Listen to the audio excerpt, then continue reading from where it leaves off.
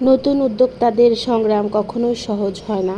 তাদের সবচেয়ে বড় সংগ্রামগুলো হলো ধৈর্য, পুঁজি, বিশ্বাস, অভিজ্ঞতা, সময় ব্যবস্থাপনা। যারা স্টুডেন্ট আছেন তাদের জন্য সময় ব্যবস্থাপনা তো অনেক বেশি কঠিন একটা বিষয়, কারণ সব কিছু একাই সামলাতে হয়।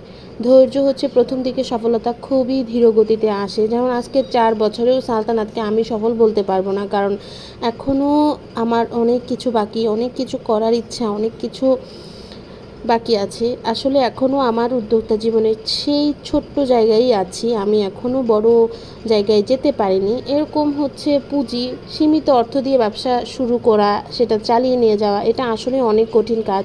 যেমন হচ্ছে আমি যখন সালতানাত শুরু করেছি তখন আমার কাছে পুঁজি একেবারেই ছিল না। আমি জাস্ট টিউশনের টাকা দিয়ে বিজনেসটা শুরু করেছিলাম। তো এরকম যারা হচ্ছে নতুন বিজনেস শুরু করতে চান, আবার চিন্তা করেন যে এই অল্প পুঁজি দিয়ে কিভাবে আমি এত কিছু করব, আসলে চেষ্টা থাকলে করাই যায়, কিন্তু আপনার অনেক ধৈর্য ধরতে হবে। এরপর হচ্ছে বিশ্বাস। পরিবারের সবার বা সমাজের সবার সমর্থন কিন্তু আপনি পাবেন না, সবাই আপনার উপর বিশ্বাস করতে পারবে না। যেমন আমার শুরুর দিকে আমার বাবা হচ্ছে আমাকে সাপোর্ট করে নাই, কিন্তু পরবর্তীতে আস্তে আস্তে দেখেছে যে না, এখানে কেরিয়ার আছে, ভালো হতে পারে, ভালো কিছু, তখন আস্তে আস্তে একটু সহনশীল পর্যায়ে এসেছে। এখনও যে না তুমি বিজনেসই করো ওরকম না, সেই টিপিক্যাল বাঙালির মতো যে না চাকরি বাকরি করবে, সংসার করবে, ওইটুকুতেই সীমাবদ্ধ আছে এখনও কিছু।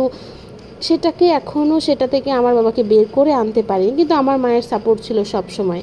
এরপর অভিজ্ঞতা। প্রতিযোগিতার এই বাজারে টিকে থাকা অনেক কঠিন, এখানে অভিজ্ঞতা অনেক বেশি ইম্পর্টেন্ট। এই 4 বছরে আমার যে কত কত অভিজ্ঞতা হয়েছে সেটা বোঝানোর উপায় নেই।